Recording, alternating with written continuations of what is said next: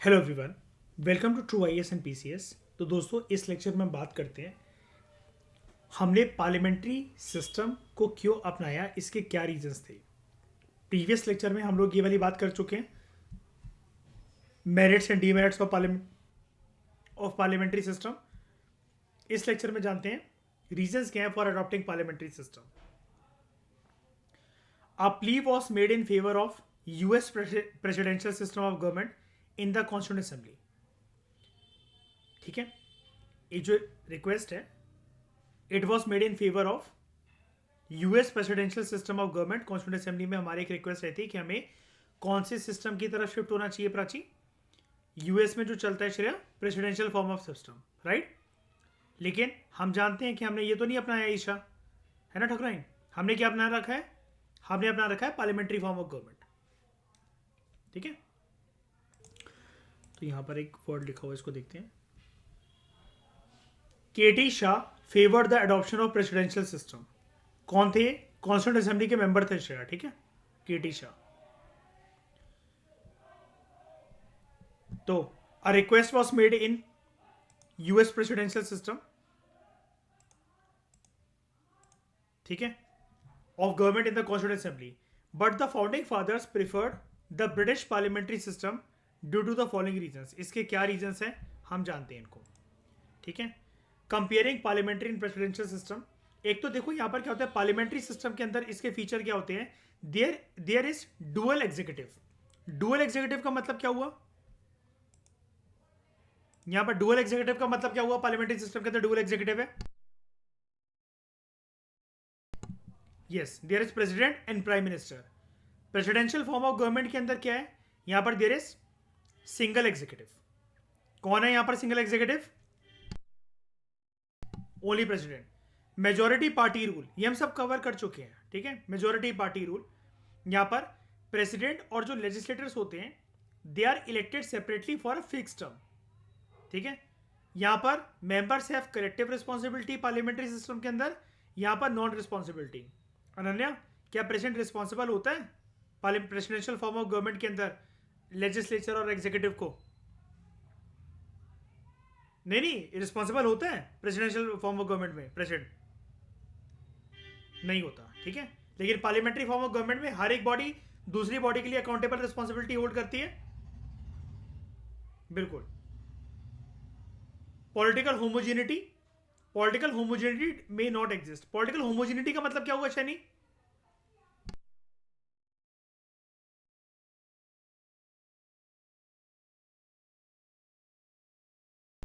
Political homogeneity का मतलब ये होता है जो लीडर्स हैं यहां पर, वो जैसे सरकार चलती है देश में उसी के लिहाज से चलाएंगे सरकार।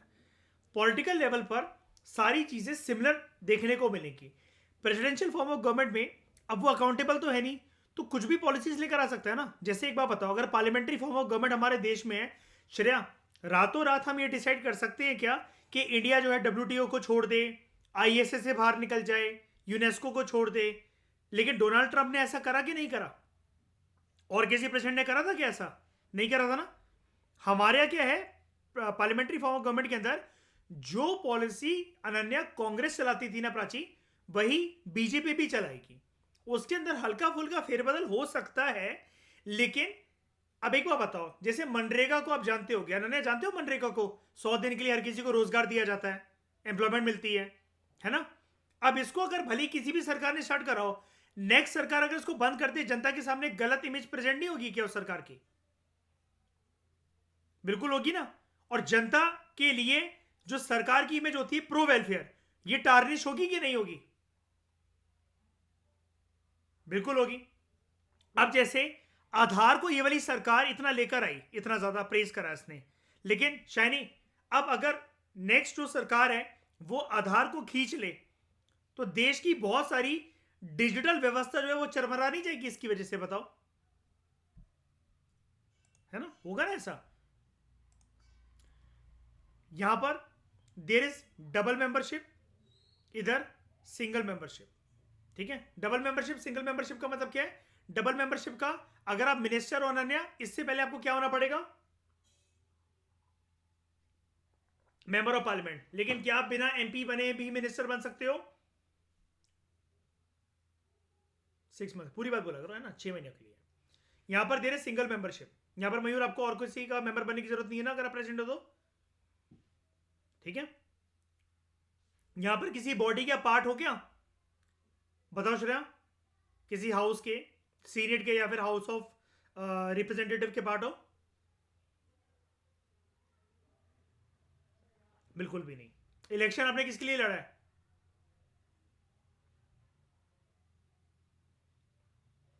शानी, इलेक्शन किसके लिए लड़ा है प्रेसिडेंशियल फॉर्म ऑफ गवर्नमेंट में? प्रेसिडेंट के लिए। अगर सीनेट के लिए लड़ा होगा तो सीनेट के मेंबर बनोगे, हाउस ऑफ रिप्रेजेंटेटिव लड़ा होगा तो उसके मेंबर बनोगे, है ना। यहां पर there is leadership of prime minister, यहां पर डोमिनेशन ऑफ प्रेसिडेंट। देख रहे हो अनन्या, लीडरशिप नहीं लिखा हुआ है प्राची, डोमिनेशन लिखा हुआ है। वर्चस्व रहता है इसका, राष्ट्रपति का। यहां पर dissolution of lower house, no dissolution of lower house. अब यहां पर देखो, there is separation of power, लेकिन यहां पर there is fusion of power, यानी कि देयर इज क्या है, इंटरडिपेंडेंस, राइट।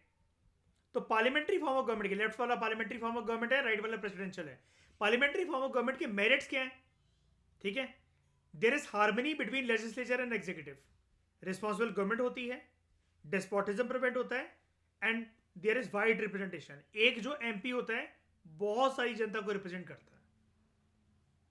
अनन्या, फास्ट तो नहीं लग रहा है? समझ में आ रहे हैं सारे पॉइंट्स? ये हम पढ़ चुके हैं ऑलरेडी, बस ये कंसोलिडेटेड फॉर्म में हमें प्रेजेंट कर रहा है। श्रेया, कोई दिक्कत तो नहीं हो रही इसको समझने में, इन पॉइंट्स को? ठकुराइन, ठीक है। लेकिन इसके साथ हम इसके डीमेरिट्स भी पढ़ते हैं कि पार्लियामेंट्री सिस्टम के डीमेरिट्स क्या है फिर जो हमारे देश में होती है। गवर्नमेंट बड़ी अनस्टेबल रहती है, कौन सी पॉलिटिक्स की वजह से? कोलिशन पॉलिटिक्स, शाबाश मयूर, ठीक है। No continuity of policies.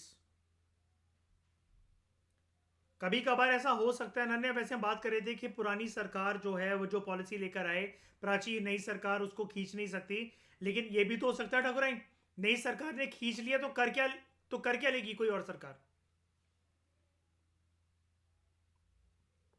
Right. तो हो सकता है कि पॉलिसीज जो है वो कंटिन्यू ना रहे। डीमेरिट्स की बात करते हैं। डीमेरिट्स किसके? प्रेसिडेंशियल फॉर्म ऑफ गवर्नमेंट के। There is always a chance of conflict between legislature and executive. Non responsible government is there. It may lead to autocracy. Narrow representation. Narrow representation मतलब क्या? यहां पर कोई भी जो मेंबर है वो बहुत सारी जनता को जो है वो रिप्रेजेंट नहीं कर रहा। इसका एग्जांपल हम पढ़ते हैं, देखो हमारे यहां जैसे अपर हाउस है, अपर हाउस का नाम क्या है नन्या हमारे देश में? राज्यसभा। राज्यसभा किसकी वॉइस होता है? शाबाश। एंड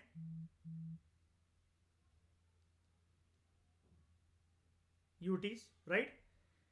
अगर शाइनी, मैं राज्यसभा का रेप्लिका अमेरिका में अगर आपसे मांगू तो आप क्या कहोगे, कौन होता है यहां पर अमेरिका में? सेनेट।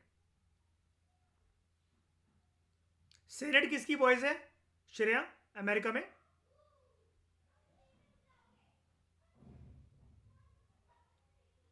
स्टेट्स की। हमारे हर एक स्टेट से इक्वल नंबर ऑफ मेंबर जाते हैं क्या श्रेया राज्यसभा में? नहीं। लेकिन हाँ, लेकिन सेनेट का बता दो। नहीं नहीं, पहले पहले बेसिक बताओ, बिल्कुल मयूर श्रेया दोनों आप लोग बेसिक बताओ। पहले बताओ अमेरिका में कितनी स्टेट्स हैं? 50। अमेरिका में रहने 50 स्टेट्स हैं प्राची, ठीक है। हमारे कितनी है? 28, ठीक है। यूटी शाइनी, अब कितने दादरा नगर हवेली दमन डी को मैच करके? 7, 7 है, 7 है, ठीक है। तो स्टेट्स हैं वहां पर 50, अनन्या समझ रहे हो, 50 स्टेट्स हैं। हमारे यहाँ अगर 28 स्टेट्स हैं, हर स्टेट से क्या equal number of, equal set of member जा रहे हैं? 4 4 4, 5 5 5, 2 2 2, 3 3 3, ऐसा फिक्स है क्या? नहीं। अमेरिका में फिक्स है। यस, कितने? 2 मेंबर्स फ्रॉम ईच स्टेट, यानी कि टोटल सेनेट में कितने मेंबर्स होंगे इसका मतलब 100। कैसे? 50 स्टेट्स, हर एक स्टेट से 2 मेंबर। श्रेया पढ़ा था ना ये वाली चीज हमने राज्यसभा में, पार्लियामेंट के चैप्टर में? शायद नहीं पढ़ चुके ना अपन। मेरिट्स, तो इसके मेरिट्स क्या है? पहले बताओ अनन्या, प्राची, ये वाला पॉइंट समझ में आया? ठकुराइन क्लियर है? क्या बोला मैंने? क्या बोला ठकुराइन मैंने? क्या समझाया मैंने कंपैरिजन में? या देख लो, चलो देख कर बोलो, कोई नहीं, ये लो। हाँ, यहाँ पर ये राज्यसभा और सीनेट वाला क्या बताया मैंने पॉइंट?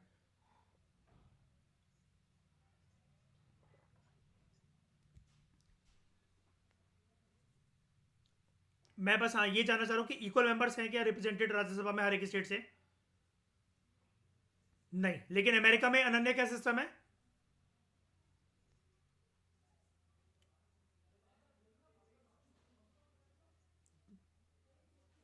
हंड्रेड मेंबर्स हैं सीनेट में, यानी कि उधर के अपर हाउस में कितने मेंबर्स हैं? 100 हैं, और हर एक स्टेट से इक्वल मेंबर्स हैं। इक्वल रिप्रेजेंटेशन है, इक्वल है लेकिन नैरो है। ओके यानी कि एक एक पर्सन, याद है मैंने एक टर्म यूज करा था नन्या कुछ लेक्चर्स पहले प्राची, प्रतिनिधि, जनता का प्रतिनिधि। वो प्रतिनिधि कम जनता के हैं। ओके, लेकिन इसके मेरिट्स क्या होते हैं? सरकार बड़ी स्टेबल रहती है, पॉलिसीज बिल्कुल मजबूत रहती है, अंबुजा सीमेंट जैसी। There is definiteness in policies of the government, there is separation of power, तो कोई दखल अंदाजी नहीं, and government is always led by experts.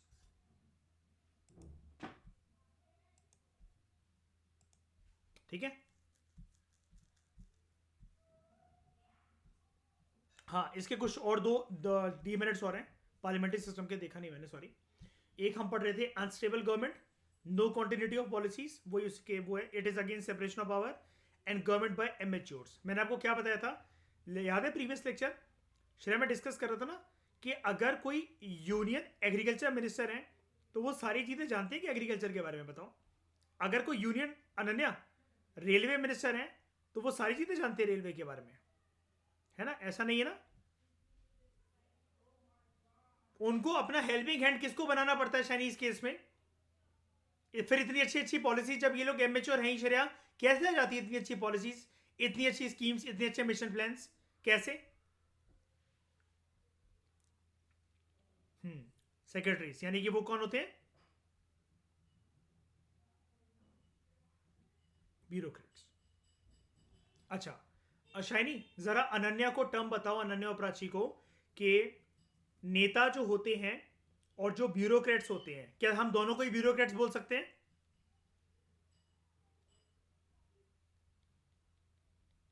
है ना? हाँ या ना? बिल्कुल बोल सकते हैं। श्रेया हम सबको जरा टर्म दो जरा, नेता को कौन सा ब्यूरोक्रेट बोलेंगे? और सॉरी, मैंने ब्यूरोक्रेट नहीं लिखना चाहिए था, मैंने आपको एक अच्छी टर्म देनी चाहिए थी यहाँ पर। हाँ, एक मिनट, यहाँ पर मैंने लिख देना चाहिए था आपके लिए सिविल सर्वेंट्स। ठीक है, तो आप नेताओं को क्या बोलोगे, पॉलिटिशियंस को? हम्म, कौन से ब्यूरोक्रेट्स? टेम्परेरी नहीं, नहीं नहीं नहीं, मैं ये कह रहा हूं कि टर्म होती है, इसके लिए क्या टर्म यूज होनी चाहिए, मैं अलग अलग टर्म बता रहा हूं। पॉलिटिशियंस के लिए यूज होती है टर्म, याद करो शाइनी, मयूर, पॉलिटिकल ब्यूरोक्रेट्स। सिविल सर्वेंट्स के लिए परमानेंट ब्यूरोक्रेट्स। अनन्या समझ में?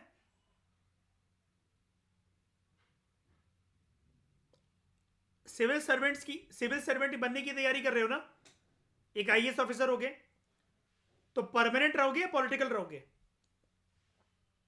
पॉलिटिकल मतलब क्या, सॉरी, मतलब पॉलिटिकल रहोगे इसका मतलब, कहने का मतलब ये, नेता बन के 5 साल के लिए तो नहीं जा रहे हो चुनाव लड़ने के, हर 5 साल के अंदर यूपीएससी देना पड़ेगा। एक बार देने के बाद रिटायरमेंट तक रहोगे कि नहीं रहोगे सर्विस में, है ना? ये चीज है। तो आज के बाद कोई आपसे पूछे, यहां पर हम लोग ब्यूरोक्रेट्स को क्या बोलते हैं?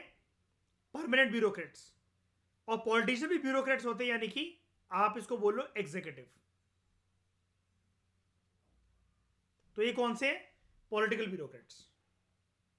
ठीक है।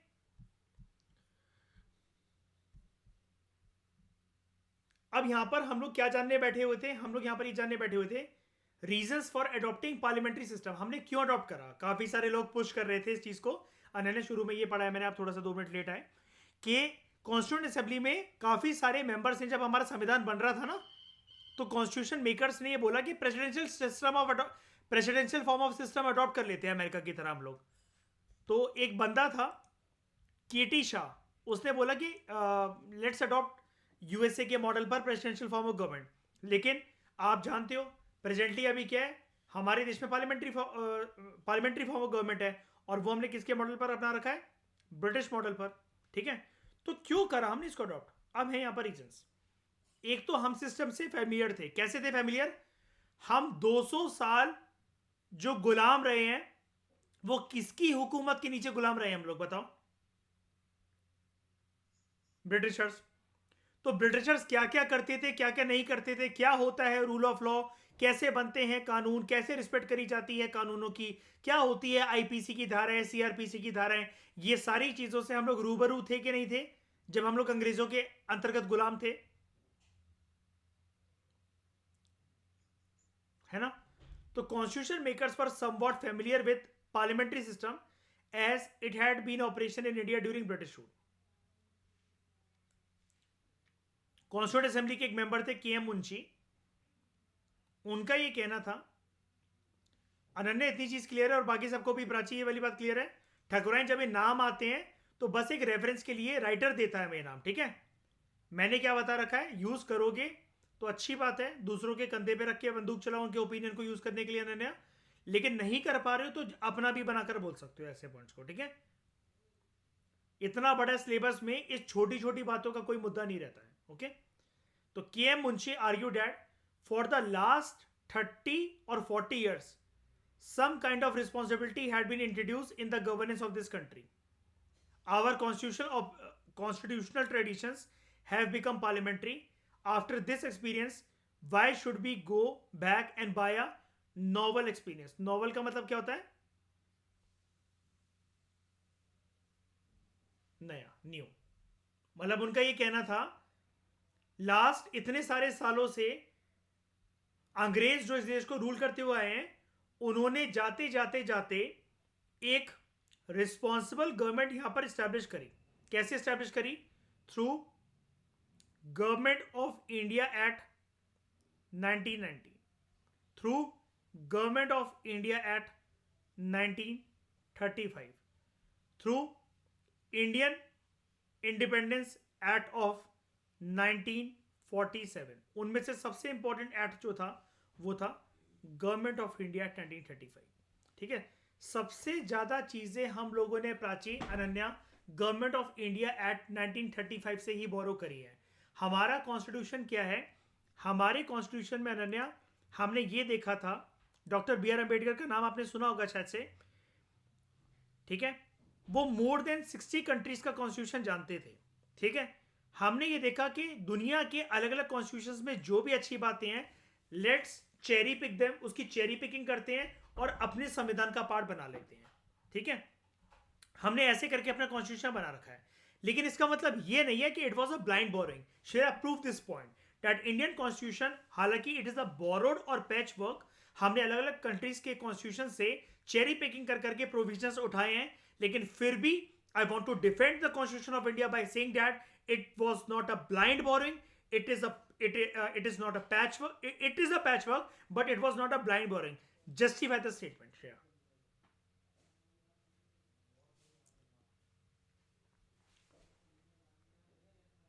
हाँ, सिक्योर करे, और it was not a blind borrowing. Only those provisions were adopted which suited Indian aspirations and needs. Ananya समझ में आया? ब्रांड बोरोइंग नहीं थी, अंधाधुंध कुछ भी नहीं उठा लिया जो हमारा मन करा।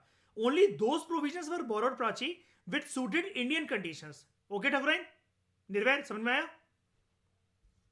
है ना मयूर? अंधाधुंध तो कुछ भी नहीं उठाया, इसका मतलब ये थोड़ी ना कि कुछ भी उठाकर चिपका दिया यहां पर करके। अगर अब मैं मयूर आपसे पूछूं, आप मुझे इसका आंसर दो मयूर, कि सबसे ज्यादा हमने जो प्रोविजंस उठाए हैं वो किस चीज से उठाए हैं? British constitution, south African constitution, German constitution, Irish constitution, government of India 1935, American constitution, कहां से उठाया सबसे ज्यादा हमने? Yes, government of India 1935। Ananya, आज ये चीज जान ली आपने? अगर कोई आपसे पूछे भारत के संविधान में सबसे ज्यादा चीजें जो बोरो करी गई हैं वो कौन से कॉन्स्टिट्यूशन से करी गई है या कौन सी चीज से करी गई है, तो आप क्या बोलोगे?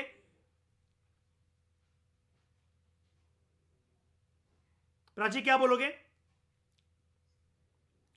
Government of India 1935। Ananya, clear है? ठीक है।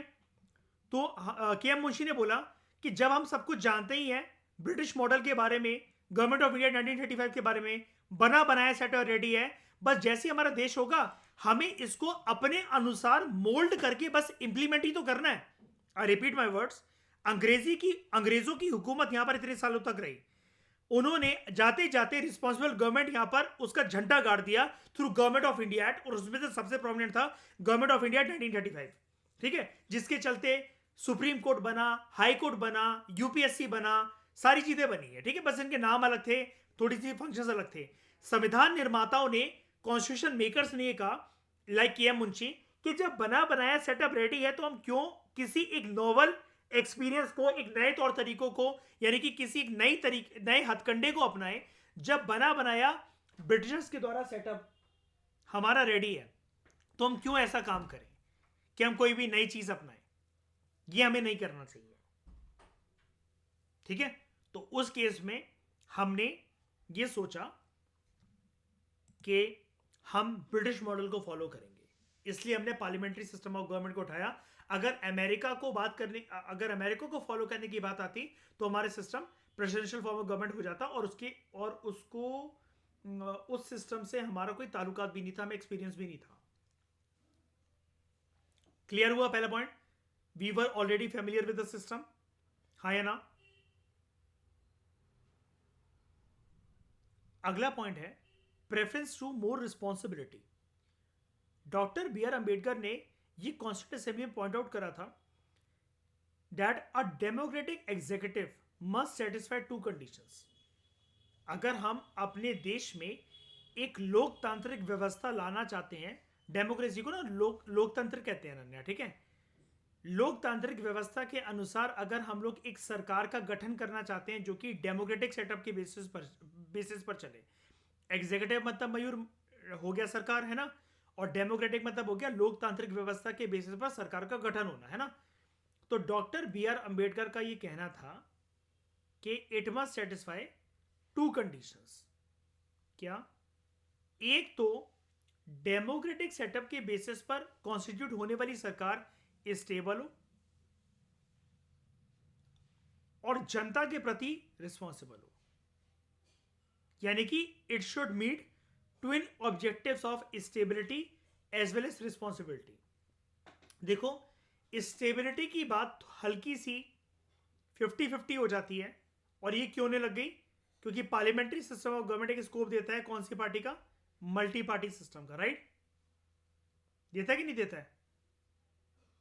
लेकिन रिस्पॉन्सिबिलिटी पूरी है। क्यों? Because there is concept of बताओ। नहीं, एफईटीपी क्या? रिस्पॉन्सिबिलिटी कैसे? Executive is responsible to legislature,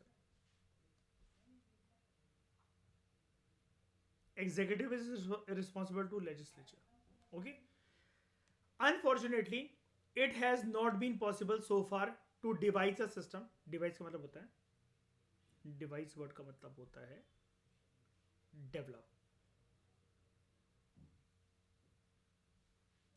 Unfortunately it has not been possible so far to develop a system which can ensure both in equal degree. वही मैंने आपको बोला ना, देखो स्टेबिलिटी अगर आप लाने की कोशिश करोगे, ठीक है, तो कहीं ना कहीं रिस्पॉन्सिबिलिटी थोड़ी सी कॉम्प्रोमाइज हो सकती है। रिस्पॉन्सिबिलिटी अभी जैसे करंटली हमारे देश में, लेकिन स्टेबिलिटी 1990s के दशक में नहीं थी। अभी हमारे देश में देखो स्टेबिलिटी है, लेकिन एक डोमिनेंट पार्टी है, जिसके पास मेजॉरिटी सीटें हैं लोकसभा के अंदर, तो वो ज्यादा रिस्पॉन्सिबल बनना चाहे ना बनना चाहे, उससे कोई फर्क नहीं पड़ता, क्योंकि उसकी स्टेबिलिटी उसके साथ है। ठीक है, समझ रहे हो? तो इन दोनों को सी 100 पर बैलेंस करना इक्वल डिग्री में, यानी कि सी 100 को ऐसे रखना बिल्कुल, ये थोड़ा सा मुश्किल हो जाता है। सी 100 या तो ऐसे जाएगा या ऐसे जाएगा, और ये एक साइड है इसकी स्टेबिलिटी, दूसरी साइड है इसके रिस्पॉन्सिबिलिटी। ये 3 केसेस हो गए, case number 1, case number 2, case number 3। Case number 1 जो है उसके चांसेस थोड़े से पार्लियामेंट्री सिस्टम ऑफ गवर्नमेंट के अंदर ब्लीक हो जाते हैं। इस सी 100 को बिल्कुल इक्वल फुटेज पर, इक्वल डिग्री पर मेंटेन करके रखना। या तो रिस्पॉन्सिबिलिटी ऊपर होगी, स्टेबिलिटी नीचे होगी, या फिर स्टेबिलिटी ऊपर होगी, रिस्पॉन्सिबिलिटी नीचे। ठीक है? The American system gives more stability but less responsibility. तो अगर प्रेसिडेंशियल फॉर्म ऑफ गवर्नमेंट है तो उसके अंदर क्या होता है, स्टेबिलिटी तो आ जाती है लेकिन फिर रिस्पॉन्सिबिलिटी कम रहती है। बताओ, अमेरिकन प्रेसिडेंट क्या रिस्पॉन्सिबल है to the houses of Congress, यानी कि वहां का जो पार्लियामेंट है? नहीं ना। लेकिन स्टेबल सरकार है ना, सरकार को कोई हिला सकता है इतनी आसानी से? राष्ट्रपति को इतनी आसानी से कोई मजबूर कर सकता है रिजाइन करने के लिए? हटाया जा सकता है इतने आसान तरीके से? नहीं। ब्रिटिश सिस्टम के अंदर क्या होता है, जो पार्लियामेंट्री फॉर्म ऑफ गवर्नमेंट है, यहां पर देयर इज मोर रिस्पॉन्सिबिलिटी। बताओ, ये तीनों की रिस्पॉन्सिबिलिटी आपस में है कि नहीं अनन्या? लेजिस्लेचर, एग्जीक्यूटिव और जुडिशरी, बिल्कुल है। लेकिन क्या स्टेबिलिटी है?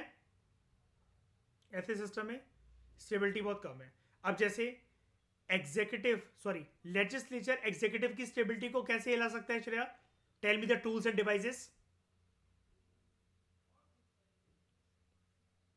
No confidence motion, adjournment motion, pass ना हो, वोट ऑफ थैंक्स पे अगर वोटिंग ना हो, पास ना हो। ठीक है? जुडिशरी एग्जीक्यूटिव की स्टेबिलिटी को कैसे हिला सकता है?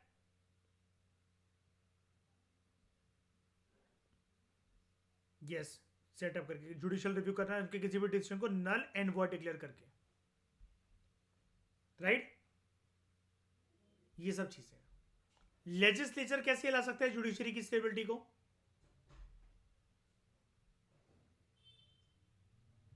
जजेस की अपॉइंटमेंट को करके, मतलब एक इंडिपेंडेंट रूप ना देखे उसको, टर्म्स एंड कंडीशंस उसकी चेंज कर देना। अब एक बार बताओ, ये अब लेजिस्लेचर ही तो कहोगे ना कि जुडिशरी की स्टेबिलिटी को हिलाने की कोशिश कर रहा था एनजीएसी के थ्रू, वो तो शुक्र है कि वो पास नहीं हो पाया, नल एंड वॉइड डिक्लेयर हो गया। National Judicial Appointment commission, 99th amendment act, है ना? तो यहां पर क्या है, देख रहे हो? स्टेबिलिटी डगमगाई चाहे नहीं डगमगाई, बात ध्यान से सुनना मेरी, स्टेबिलिटी डगमगाई हो चाहे ना डगमगाई हो वो मैटर नहीं है, लेकिन स्टेबिलिटी हिलती जरूर है पार्लियामेंट्री सिस्टम ऑफ गवर्नमेंट के अंदर तीनों ऑर्गन्स के बीच में। ये है पॉइंट हमारा। Ananya, is it making sense? Clear, समझ में आ रहा है? ठकुराइन, कोई भी चीज सर के ऊपर से तो नहीं जा रही? हाँ, वो अभी समझ में नहीं आएंगे वो अनन्या, वो पता है क्या है, वो अभी सबको समझ में नहीं आने वाले। वो कुछ चीज़ें ऐसी जो कहीं और मैंने कवर करी थी, वो चीज़ है। जैसे देखो, दो चीज़ें तो अब आप जान ही गए हो, नो कॉन्फिडेंस मोशन और एडजर्नमेंट मोशन। अब मुझे फटाफट से बता दो कि मेमोरी अपनी घर पर छोड़कर आ गए या पंजाब अपने साथ लेकर आए हो? ये मैं एक सवाल पूछता हूँ, बताना उसको। नो कॉन्फिडेंस मोशन और एडजर्नमेंट मोशन को इंट्रोड्यूस करने के लिए मिनिमम कितने मेंबर्स चाहिए होते हैं इंट्रोड्यूस करने के लिए? 50। ओके,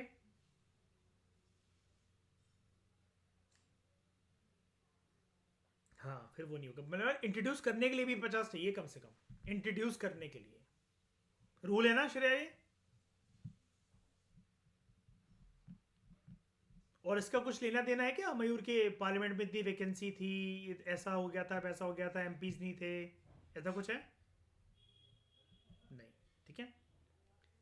ड्राफ्ट कॉन्स्टिट्यूशन का मतलब क्या होता है? जब हमारा कॉन्स्टिट्यूशन जो रेडी हो रहा था, ओरिजिनल कॉन्स्टिट्यूशन, उससे पहले किसकी एक टेम्पररी कॉपी, जिसके अंदर कुछ कुछ फेरबदल चेंजेस करे जा सकते थे। तो draft constitution in recommending the parliamentary system of executive has preferred more responsibility to more stability. मतलब हमने देखो पार्लियामेंट्री सिस्टम ऑफ गवर्नमेंट को अडॉप्ट कर रखा है। पार्लियामेंट्री सिस्टम ऑफ गवर्नमेंट का फायदा क्या है? रिस्पॉन्सिबिलिटी तो ज्यादा होगी, लेकिन नुकसान क्या है? Less stability. तो हमारे पास दो ही चॉइसेस थी, या तो स्टेबिलिटी को चूज कर लो, रिस्पॉन्सिबिलिटी कम कर दो, रिस्पॉन्सिबिलिटी को ज्यादा चूज कर लो, स्टेबिलिटी को कम कर दो। क्योंकि ये वाली पोजीशन बनाना सीसॉ की, कि जहां पर दोनों इक्वल हो, ये तो हो ही नहीं सकता किसी भी सिस्टम के अंदर। वन को तो हटा ही देते हैं अब इस पिक्चर से, वन को हटा दिया, अब बचा तो सिर्फ ये। तो हमने कौन सा चुना? किसको प्रेफरेंस दी? ज्यादा स्टेबिलिटी को या ज्यादा रिस्पॉन्सिबिलिटी को? रिस्पॉन्सिबिलिटी को। और ज्यादा रिस्पॉन्सिबिलिटी को प्रेफरेंस देना, स्टेबिलिटी भले ही कॉम्प्रोमाइज हो जाए, ये किस चीज का संकेत होता है? Which form of government? Parliamentary. Clear हुआ? दिक्कत तो नहीं हो रही किसी को? कुणाल क्लियर है?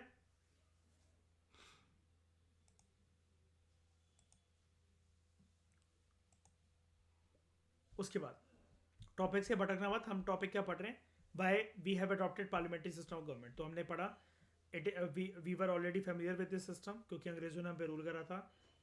ये ज़्यादा रिस्पॉन्सिबिलिटी को इंपॉर्टेंस देता है, ये वाला system parliamentary form of government. उसके बाद need to avoid legislative executive conflicts. The framers of the constitution wanted to avoid the conflicts between the legislature and the executive, which were bound to occur in the presidential system prevalent in USA. ठीक है, हमारे जो constitution makers थे, हम वो ये चाहते थे कि किसी भी प्रकार का कन्फ्लिक्ट ना हो लेजिस्लेचर और एग्जीक्यूटिव के बीच में, जो कि देखने को मिलता है अमेरिका के प्रेसिडेंशियल सिस्टम में।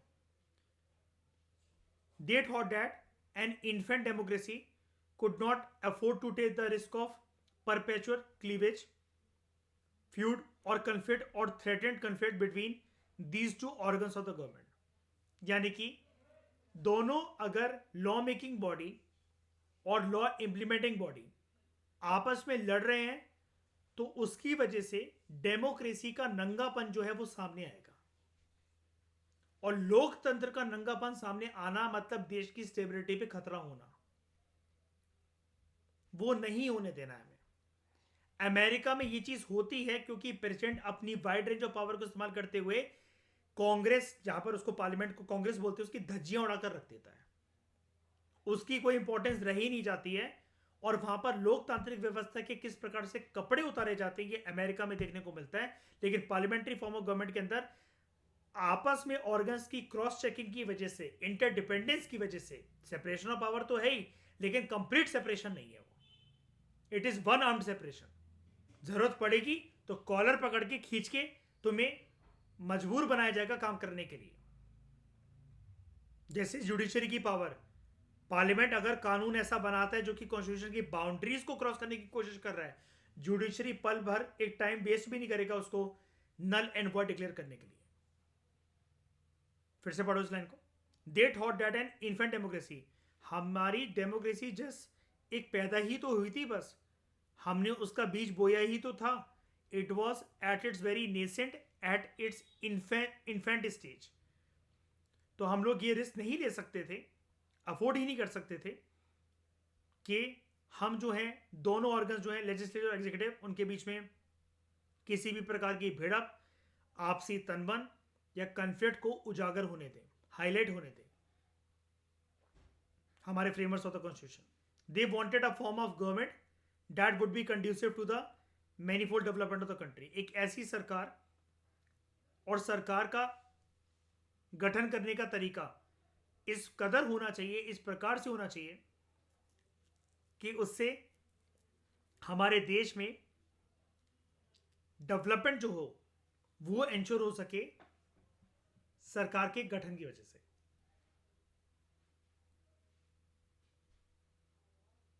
Nature of Indian society, India is one of the most heterogeneous states.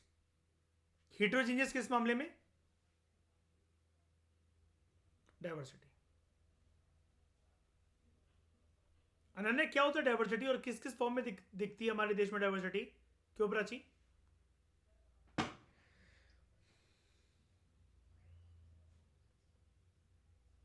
Very good. Food, हाँ, food, custom, tradition, habits, culture, ethnicity, races, caste, colour, creed, sex etcetera. ठीक है. तो India is one of the most heterogeneous states and most complex plural societies in the world. Again plural का मतलब वही होता है heterogeneous, या फिर जो डाइवर्सिटी वाला एंगल जिसके अंदर होता है. Hence constitution makers adopted the parliamentary system क्योंकि it offers greater scope for giving representation to various section, interest and regions in the government. इसका मतलब ये हुआ श्रेया, कोई भी ना अपने आप को ऐसा फील नहीं करता है शैनी कि मेरे पर ध्यान नहीं दिया जा रहा, हमारे बातों को इग्नोर करा जा रहा है. ठीक है. एक इसका सबसे बड़ा टूल क्या होता है बताओ डेमोक्रेसी में, और specially parliamentary system of government हो तो फिर सोने पे सुहागा है वो वाला tool, parliamentary system of fundamental rights. ये प्रेसिडेंशियल फॉर्म ऑफ गवर्नमेंट में भी होते हैं, लेकिन पार्लियामेंट्री सिस्टम ऑफ गवर्नमेंट के अंदर क्या होता है, ये मीनिंगफुल तरीके से एंजॉय करे जाते हैं नागरिकों के द्वारा. राइट. ठीक है. तो it gives representation to various section, interest and regions in the government. This promotes a national spirit among the people and builds a united India. क्योंकि हम लोग क्या बोलते हैं, India should be build as, very good, union of states. यही हमारे देश की एकता है और यही उस एकता का सिंबल है. ठीक है. Whether parliamentary system should be continued और should be replace by the presidential system, ये हमारे देश में point of discussion, point of debate रहा है since 1970s. And this matter was considered in detail by Swaran Singh committee, जिसको कांग्रेस ने अपॉइंट करा था 1975 में. इस कमेटी का ओपिनियन क्या था कि पार्लियामेंट्री सिस्टम सब कुछ चंगा कर रही है, बढ़िया चल रहा सब कुछ. ठीक है. It has been doing well and hence there is no need to replace it with presidential system. यानी कि अगर आपको डिफेंड करना हो श्रेया, तो आप क्या बोलोगे इंटरव्यू रूम में? मैं ऐसा सोचती हूं कि स्वरण सिंह कमेटी ने कहा था. स्वरण सिंह कमेटी है ना, क्या कहना था इसका कमेटी का?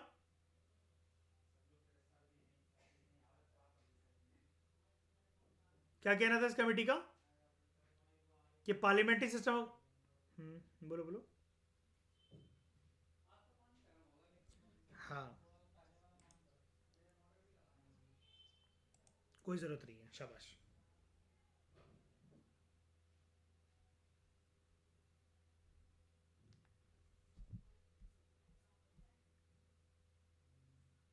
हमने हालांकि सब कुछ अनन्या ब्रिटिश मॉडल से अपनाया, लेकिन मयूर फिर भी कुछ फर्क देखने को मिलता है ना शाइनी? ब्रिटेन के पार्लियामेंट्री सिस्टम में ठकुराइन और इंडिया के पार्लियामेंट्री सिस्टम में निर्वैर, है ना? दोनों में पार्लियामेंट्री सिस्टम ही है निर्वैर, लेकिन फर्क देखने को मिल जाता है. जो पार्लियामेंट्री सिस्टम ऑफ गवर्नमेंट है भारत के अंदर, it is largely based on the British parliamentary system, ये हम जानते हैं. However it never became a replica of the British system. जैसा कि अभी मैं आपको अनन्या एक पॉइंट नहीं बता रहा था, हमने बड़ी सारी प्रोविजंस बोरो करी हैं अलग अलग संविधानों से. ब्रिटेन से हमने गवर्नमेंट ऑफ इंडिया एक्ट से बहुत कुछ बोरो करा, ब्रिटिश कॉन्स्टिट्यूशन से भी बहुत कुछ बोरो करा. लेकिन जैसा श्रेया ने भी एक पॉइंट रेज करा था ना, it was not a blind borrowing. Only those provisions were borrowed from the constitution of other countries which suited the need and aspirations of India and Indians. Right Ananya? Clear है? तो देखो, India जो है, मैंने ये वाली बात हालांकि चैप्टर की स्टार्टिंग में क्लियर कर दी थी. याद है वहां पर किंग या क्वीन होता है कंसेप्ट अनन्या? यहां पर हम लोग रिपब्लिक जो है उसको चुनते हैं, हेड होता है, स्टेट इलेक्टेड होता है, ये सारी वही वाली बातें हैं. तो India has a Republican system in place of British monarchical system. वहां पर देखो, मैं इंडिया वाले को येलो कलर से हाईलाइट करूंगा, जो भी ब्रिटेन का मुझे बताना होगा उसको मैं ले लूंगा ग्रीन कलर से. ब्रिटेन में क्या चलता है? मोनार्किकल सिस्टम चलता है. अच्छा, सबसे पहले मयूर जरा हम सबको बात क्लियर करो कि मोनार्की क्या होता है. मेल होता है, फीमेल होता है, किंग होता है, क्वीन होता है, क्या होता है मोनार्की टर्म? कोई भी हो सकता है, न्यूट्रल टर्म होती है ना. लेकिन न्यूट्रल होने के साथ साथ श्रेय एक ऐसी टर्म होती है, मोनार्क इलेक्टेड होता है या फिर खानदानी वंश से आता हेरिडिटरी पोजीशन, खानदानी वंश से आता है, ठीक है। यानी कि राजा का बेटा, उसका बेटा, उसका बेटा, उसका बेटा, या बेटी भी हो सकती है, ठीक है। तो in other words, head of the state in India, that is कौन है head of the state? President. लेकिन प्राची, ये डी जूरे है या डी फैक्टो है?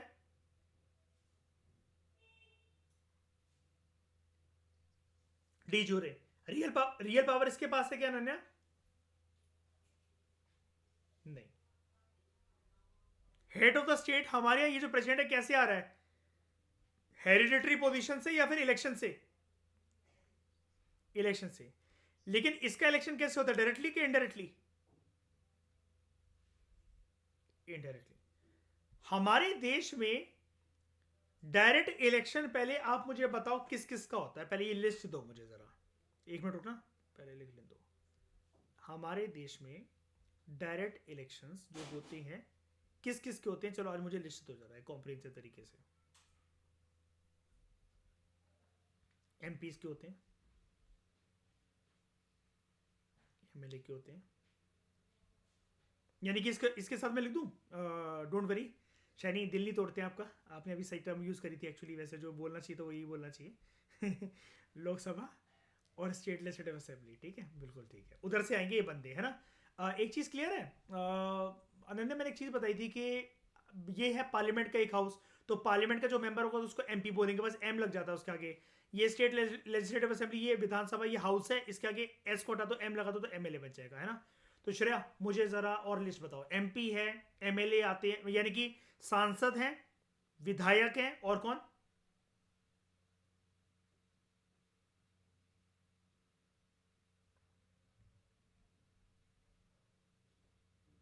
तो ऐसा बोल दूं मैं, अर्बन लोकल बॉडीज, रूरल, इसमें सब कुछ समा गया, ठीक है।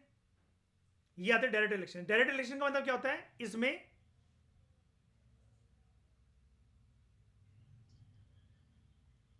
डायरेक्टली वोट करेगी, पीपल डायरेक्टली वोट थ्रू, कैसे? कैसे हैं? कैसे कैसे?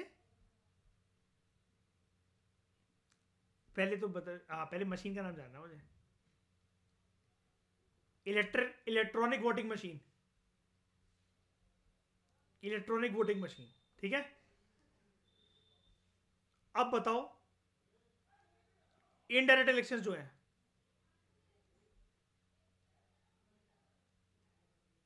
इनडायरेक्ट इलेक्शंस ये किस किस के होते हैं?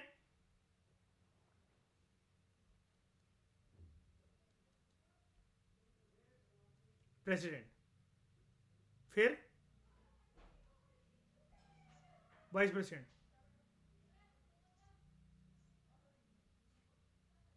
राज्यसभा, फिर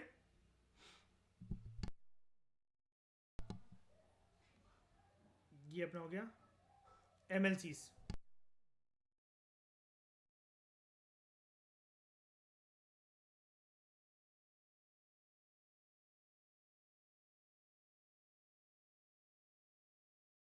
MLC, state legislative council, right, इन्हीं के होते हैं। What about governor?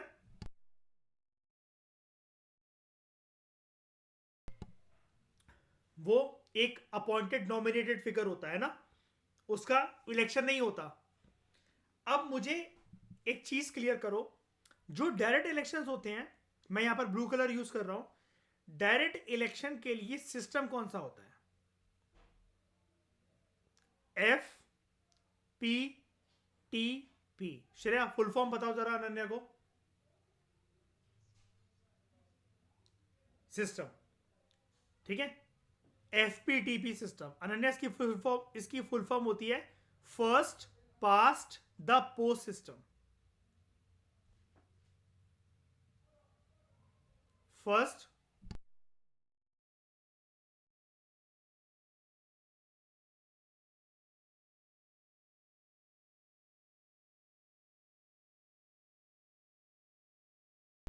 First past the post system. Indirect elections जो होते हैं उसके लिए क्या चुनावी प्रक्रिया होती है?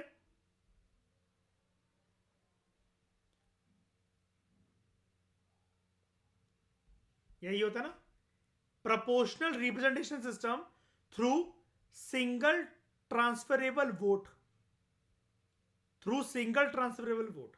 क्या होता है, कैसे वर्क करता है, ये मैं बाद में बताऊंगा आप सबको, ठीक है, दोनों सिस्टम। लेकिन अभी के लिए इतना जान लो। क्लियर है ये वाली चीज सबको? ठकुराइन समझ में आया?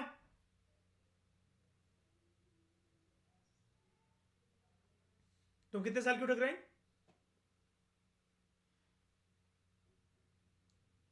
20? अभी कॉम्प्लेन पिया कर, बड़ी नहीं हो रही, कब से 20 की है तू? मेरे को ये बताओ, तुमने कभी किसी को वोट अगर करा हो तो तुम कौन सा वोट करने जाते हो? एफपीटीपी सिस्टम या पीआर सिस्टम? एफपीटीपी डायरेक्ट है ना? घमंड ऐसे दिखा रही डायरेक्ट, जैसे हम सबको तो अलाउड ही नहीं है ना? तुम ही तो जाती हो वोट करने। हाँ, ठाकुर साले डायरेक्ट में जाती हूँ, डायरेक्ट में।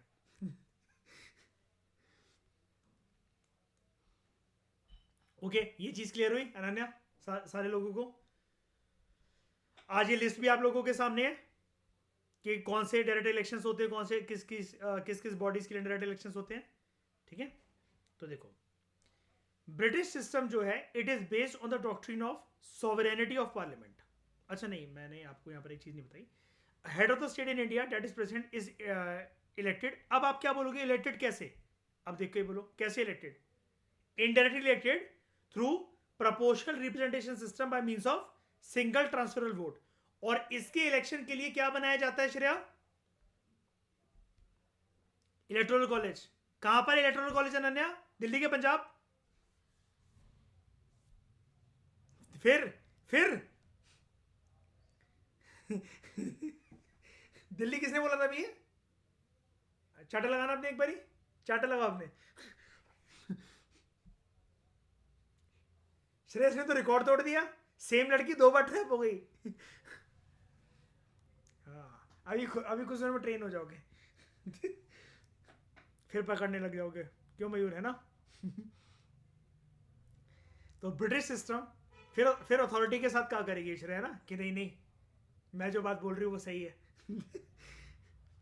तो British system is based on the doctrine of sovereignty of parliament. जबकि जो, अच्छा एक पॉइंट फिर से रह गया, हेड ऑफ द स्टेट जो होता है ब्रिटेन के अंदर, किंग या क्वीन जो है, मोनार्क है, ही और she enjoys a hereditary position. जैसे अभी क्वीन की डेथ हुई, क्वीन का नाम क्या था? Queen Elizabeth two. अब कौन आ गया उनके खानदान से?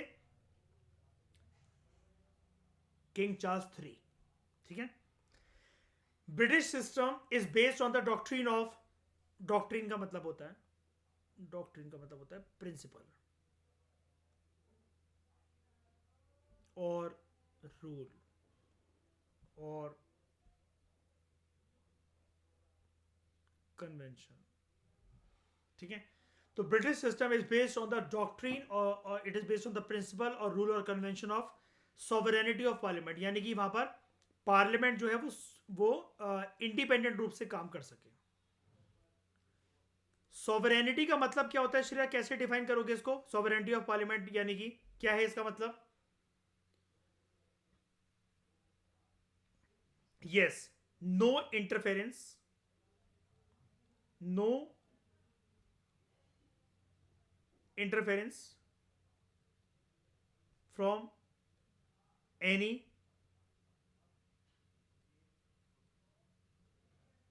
Outside body. और पार्लियामेंट के बाहर आउटसाइड बॉडी कौन कौन हो गई?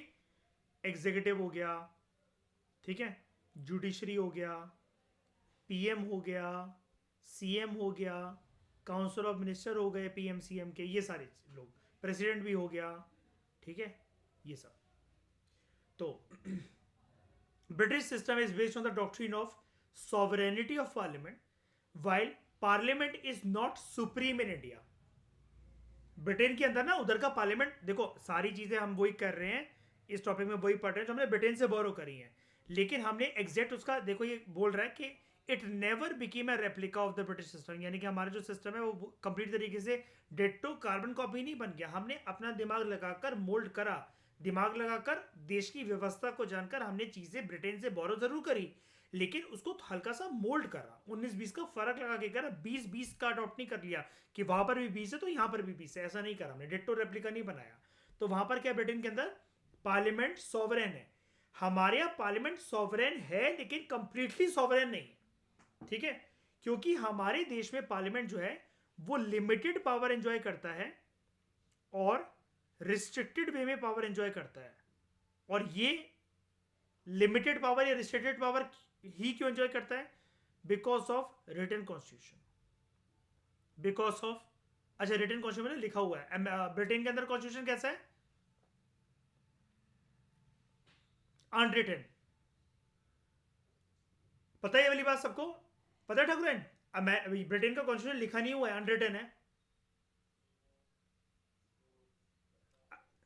अच्छा तो ठीक हो गया, इसका मतलब मैंने बताया तो इससे पहले मतलब हाँ मेरे बताने से पहले रिटर्न था तो रिटर्न अनरिटन है। अब अनरिटन है तो क्या मैं ये कह सकता हूँ ना, ये कहना ठीक होगा कि वहां का कोई कॉन्स्टिट्यूशन ही नहीं है? इसका मतलब जो चीज घंटा कह सकते हैं ठीक है कौन से, तो अभी देखो तुम ट्रैप होती रहोगी कुछ महीने, फिर तुम ट्रेन हो जाओगी, ठीक है कह सकते हैं, मयूर कितने फ्लो में कह रही, कहती हाँ कह सकते हैं ठीक है ना? नहीं, मैं अनरिटन कॉन्स्टिट्यूशन बोल भी रहा हूँ और फिर मैं पूछ रहा हूँ कि इसको कह सकते हैं कॉन्स्टिट्यूशन ही नहीं है। हाँ वो आपकी बात लॉजिकली ठीक है, लॉजिकली ठीक है, लेकिन देखो अनन्या, हम पॉलिटिकल साइंस में एक चीज जानते हैं Shreya, no country can rule itself until and unless there are set of rules and regulations available. Rules and regulations मौखिक भी होते हैं और लिखित भी होते हैं, यानी कि मुंह से बोले गए भी होते हैं जो कि कहीं लिखे नहीं गए होते हैं, वो कन्वेंशंस की फॉर्म में चलते हैं, नॉर्म्स की फॉर्म में चलते हैं, राजा रानी के शब्दों पर चलते हैं। ये पहचान है ब्रिटेन की। और बहुत सारी जगह पर वो लिखित रूप से चलते हैं, टेक्स्ट जो होता है उसका वो उसका प्रूफ होता है।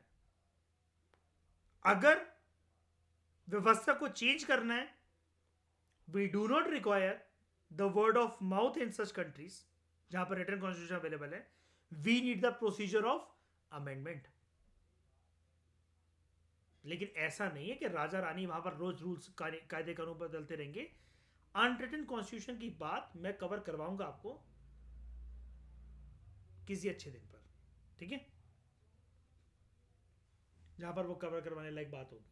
मैं सारी बातें आपको बताऊंगा। एक हमारा जीएस पेपर 2 के अंदर टॉपिक है मीन्स का, comparison of Indian constitutional scheme with that of other countries, तब आप जानोगे ब्रिटेन अनरिटन कॉन्स्टिट्यूशन क्या होता है और अनरिटन कॉन्स्टिट्यूशन वर्क कैसे करते हैं। ये वाली बात अभी तक आप लोगों के लिए राज है, ठीक है। तो देखो रिटन कॉन्स्टिट्यूशन, उसके बाद आपका यहां पर आता है फेडरल सिस्टम। फेडरल सिस्टम का मतलब क्या होता है? Division of power. श्रेया क्या मतलब होता है इसका? Division of power between centre and states.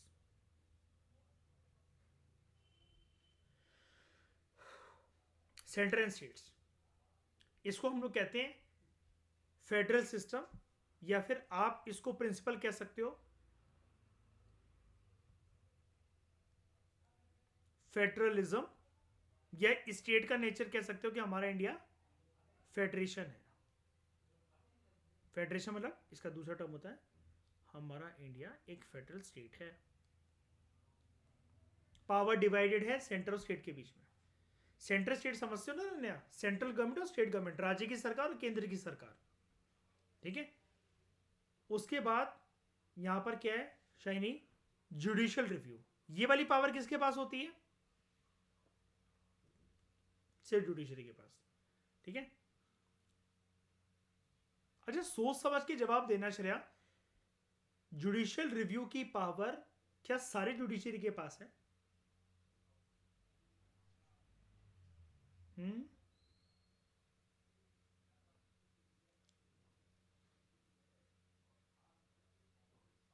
Supreme court है, लेकिन ये वाली पावर ना, अब मुझे बताना, दो चीजें मैं यूज कर रहा हूं, आर्टिकल 32 और आर्टिकल 226। अब मुझे बताओ किस किस के पास है? Very good, very good. Shani clear है वाली चीज आपको? सुप्रीम कोर्ट के पास है अंडर आर्टिकल 32, ये हाई कोर्ट के पास है अंडर आर्टिकल 226।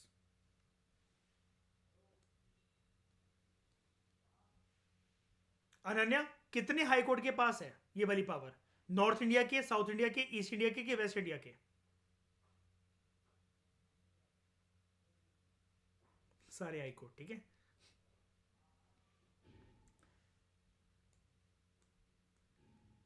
फिर पार्लियामेंट हमारे देश में लिमिटेड है, रिस्ट्रिक्टेड वे में काम कर सकता है, अनलिमिटेड पावर नहीं उसके पास। रिटर्न कॉन्स्टिट्यूशन उसका रीजन है, फेडरल सिस्टम उसका रीजन है, जुडिशियल रिव्यू उसका रीजन है, और फंडामेंटल राइट्स। फंडामेंटल राइट्स कौन एंजॉय करता है? सरकार, जनता, या बोथ? जनता, जनता, जनता, ठीक है। फंडामेंटल राइट्स, जिसको हिंदी में हम लोग क्या बोलते हैं? मौलिक अधिकार।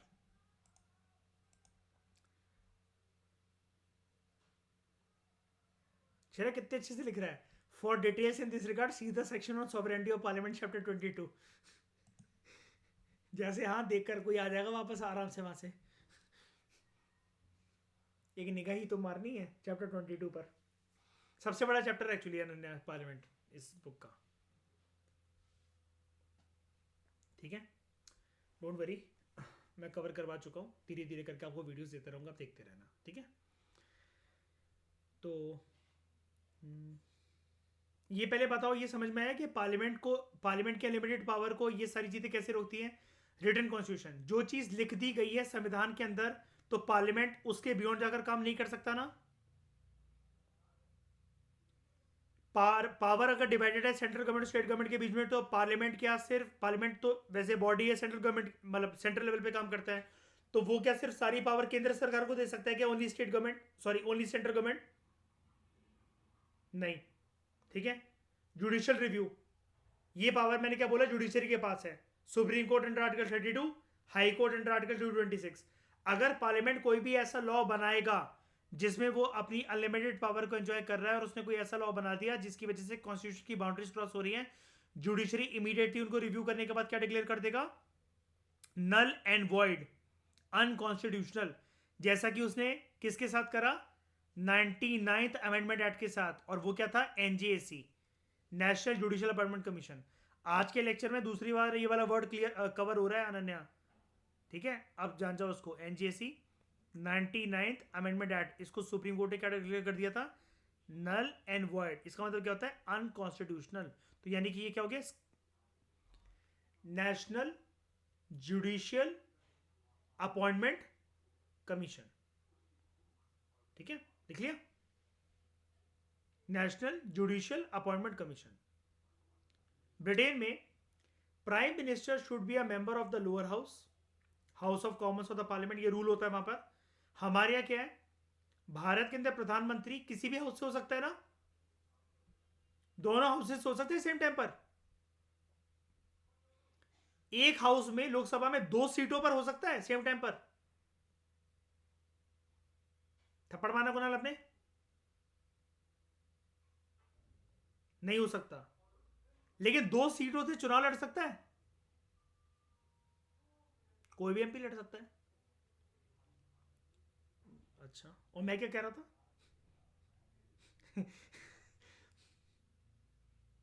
मैंने क्या बोला था शेरस को? कि वो सेम टाइम पर 2 सीट हो सकती है क्या? हम्म। मैं ग्वालियर को भी रिप्रेजेंट कर रहा हूं लोकसभा में, और बनारस को भी रिप्रेजेंट कर रहा हूं, और दोनों जगह से सेम टाइम पर हूं लोकसभा में, और दोनों जगह से प्रधानमंत्री हूं। होगा ऐसा? बिल्कुल भी नहीं। पहली बात है, किसी जगह से आपको मुझे टोकना चाहिए था कि आप प्रधानमंत्री तो हो ही नहीं सकते किसी भी जगह से। मेरी लाइन को ध्यान से सुना करो, जब मुझे अपनी गलती लगती है मैं खुद बोल देता हूँ सॉरी। प्रधानमंत्री हो सकते हैं श्री राम किसी भी जगह से? नहीं। क्या हो सकता हूं मैं? एमपी, ठीक है। तो कुरान क्लियर है ना ये वाली चीज? हाँ, थप्पड़ जरूर लगा ले रहे अपने, ठीक है। तो ब्रिटेन के अंदर prime minister should be a member of the lower house, House of Commons of the parliament. लेकिन इंडिया के अंदर प्रधानमंत्री किसी भी हाउस से हो सकता है। अब मुझे 3 प्रधानमंत्रियों के नाम बताओ आज तक जो राज्यसभा से रहे हैं।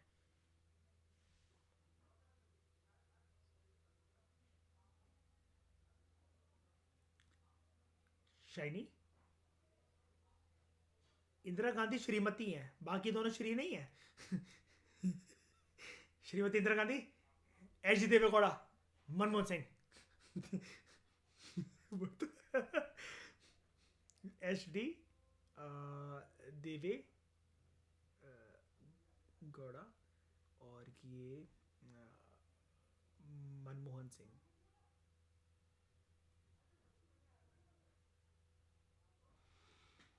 ठीक है,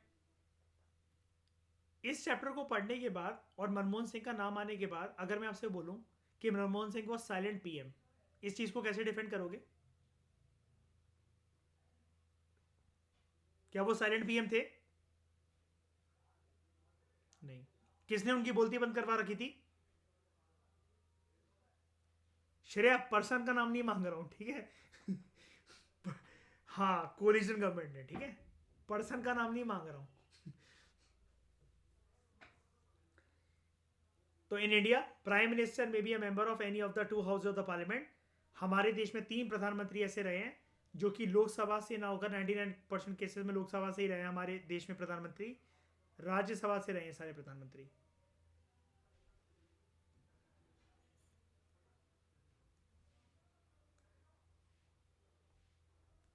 three PM Indira Gandhi, Deve Gowda and Manmohan Singh were members of the Rajya Sabha. ठीक है, usually the members of the parliament alone are appointed as ministers in Britain. Britain के अंदर क्या सिस्टम चलता है, ये वाला पॉइंट समझ गए ना सब लोग? श्रेया, क्लियर है वाला पॉइंट कि ब्रिटेन के अंदर जो है लोअर हाउस से, उनके हाउस ऑफ कॉमन से ही आ सकता है पीएम। हमारे यहाँ किसी भी हाउस से हो सकता है। अनन्या क्लियर? शैनी, मयूर, ठीक है। Usually members of parliament alone are appointed as ministers in Britain, सिर्फ अगर वो एमपीज हो तब।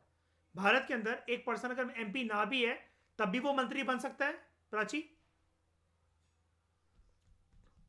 For 6 months। और 6 महीने के अंतर अंतर्गत उसको क्या करना पड़ेगा ठकुराइन?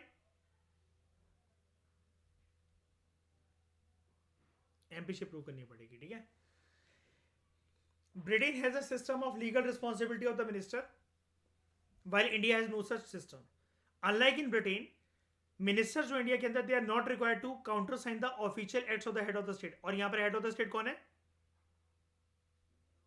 प्रेसिडेंट। इसका मतलब क्या है, हमारे देश में श्रेय मंत्री कोई रिस्पॉन्सिबिलिटी लेते हैं कि आपके प्रेसिडेंट ने किसी एक एक्ट पर साइन कर दिया? मान लो प्रेसिडेंट ने आर्टिकल 352 का इस्तेमाल करके इमरजेंसी लगा दी, मंत्री काउंटर साइन करेगा इसको कि हम रिस्पॉन्सिबिलिटी लेते हैं कि इमरजेंसी के टाइम पर जो भी कुछ होगा तो वो हमारे ऊपर रिस्पॉन्सिबिलिटी है इस चीज की? फिर नहीं, बल्कि बोलकर उसका नाम आगे कर देते हैं, इसने लगाई थी। इतिहास के पन्नों में अगर कोई पढ़े कि इमरजेंसी किसने लगाई थी, पर्सन का नाम अगर है तो किसका नाम आएगा? कि पर्सन, पेपर पे पर्सन का नाम किसका आएगा? किसने डिक्लेयर करा? प्रेसिडेंट। हाँ, तो कौन है वो प्रेसिडेंट? श्री फखरुद्दीन अली अहमद, है ना। जबकि श्रेया आंखें मीचते मीचते सुबह 6 बजे आए थे, है ना, चाय भी नहीं पीने थी कि क्या हो गया। उसके बाद shadow cabinet is a unique institution of the British cabinet system. ये समझाता हूं मैं। आप में से किस किस को पहले बताओ नहीं पता है कि शैडो कैबिनेट क्या होता है? अनन्या, ऑब्वियसली बात है आपको नहीं पता होगा, लेकिन आप में से बाकी लोग बताओ किस किस को नहीं पता है कि शैडो कैबिनेट क्या होता है? अच्छा, बाकी सबको पता है? अच्छा, बाकी सबको पता है ना। अगर पूछ लिया और अगर गलत गलत एक्सप्लेनेशन दी तो गर्दन खींच लो स्क्रीन से। देख रहे हो श्रेया?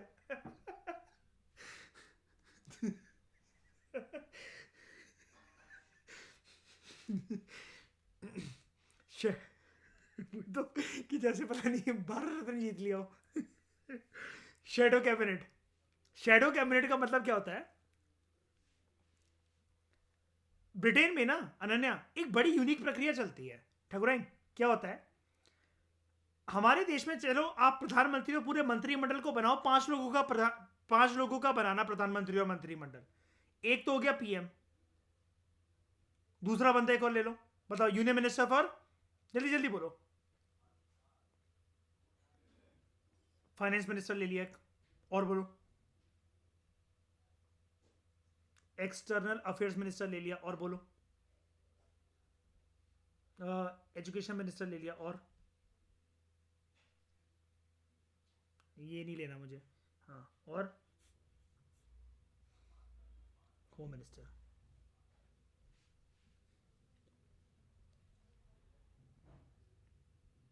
हमारे यहाँ इसका कोई रेप्लिका होता है? अनन्या, आपने कोई सुना है कि पीएम की जगह नहीं, पीएम के सामने कोई और पीएम काम कर रहा हो, फाइनेंस मिनिस्टर की जगह कोई और फाइनेंस मिनिस्टर काम कर रहा हो? ऐसा होता है क्या? नहीं। ब्रिटेन में लेकिन एक शैडो कैबिनेट होता है। कैसे? पीएम की एक्टिविटीज को क्रॉस चेक करने के लिए यहां पर एक होता है, कौन?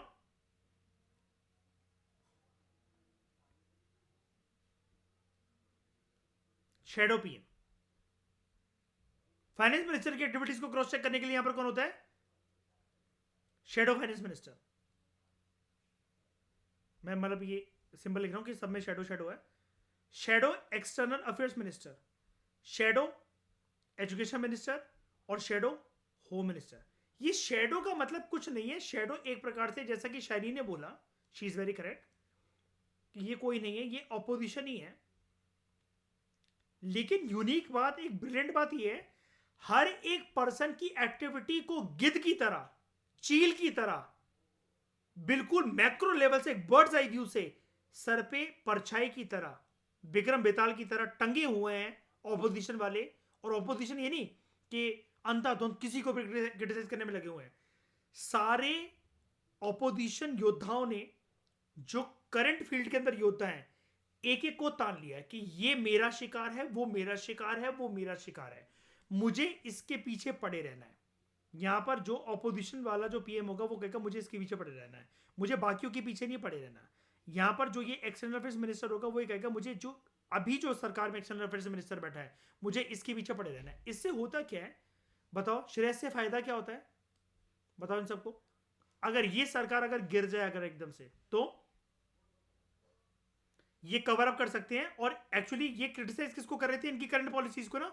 तो यहां पर एक चीज अच्छी रहती है अनन्या, कि जो पॉलिसीज अभी तक जो सरकार चला रही थी, शेडो कैबिनेट क्या कर रहा था? उसी के अंदर तो नुक्स निकाल रहा था। जैसे मतलब मान लो मैं अगर आपके पीछे पड़ जाऊं अनन्या, है ना, और मेरा काम यह कि अनन्या को पूरे दिन रिव्यू करना, क्रॉस चेक करना उसको, तो फिर तो मैं मयूर ये करूंगा ना कि आपको मतलब आनाकानी करके ऐसा नहीं वैसा करो, ऐसा नहीं वैसा करो, ऐसा नहीं वैसा करो, यानी कि काइंड ऑफ मैं गिद्ध बन के आपके ऊपर बैठा हूं आपको इरिटेट करने के लिए दिन रात। इसका मतलब अगर आप रिजाइन देकर चले गए या आपकी सरकार अगर गिर गई, तो मुझे फिर वहीं से कंटिन्यू करना चाहिए ना जिस पॉलिसी को मैं क्रिटिसाइज कर रहा था, जहां पर मुझे लगता है कि I will implement this in an improved version. क्यों श्रेया? है ना? तो यहां पर एक चीज अच्छी क्या होती है शैडो कैबिनेट होने की वजह से? एक चीज इंश्योर हो जाती है, एक चीज इंश्योर हो जाती है, और वो क्या होता है Shaini? Continuity of policies. Shreya याद है पार्लियामेंट के अंदर ये वाली चीज पड़ी होगी आप? Continuity of policies. अच्छा, शैडो कैबिनेट को उससे कंफ्यूज मत करना अनन्या, हो सकता है दिमाग में आ रहा हो Prachi. Kitchen cabinet, kitchen cabinet एक अनऑफिशियल चीज होती है, ठीक है?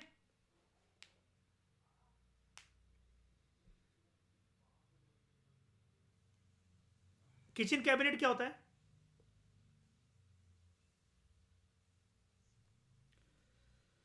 हाँ, अब वो जरूरी हो आपकी सरकार में हो, है ना? कोई भी हो सकता है ना वो।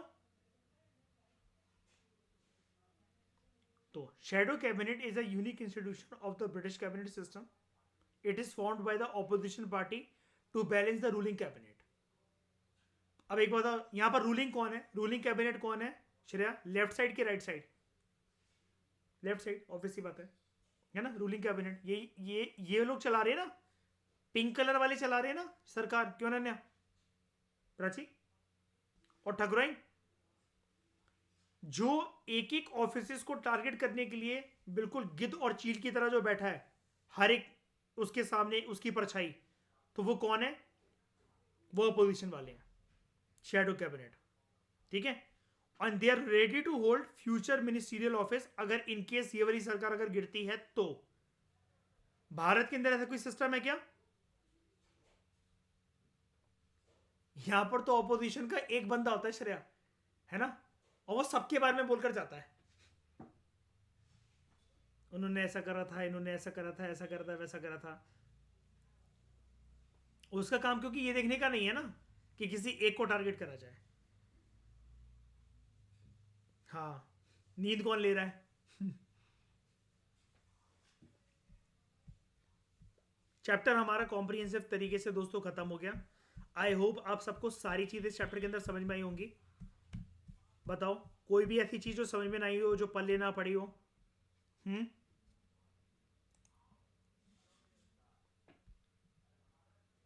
जल्दी बोलो, भूत बन के मत बैठे रहो, ठंड लग रही है वैसे ही, जल्दी बताओ। है ना, क्लियर है?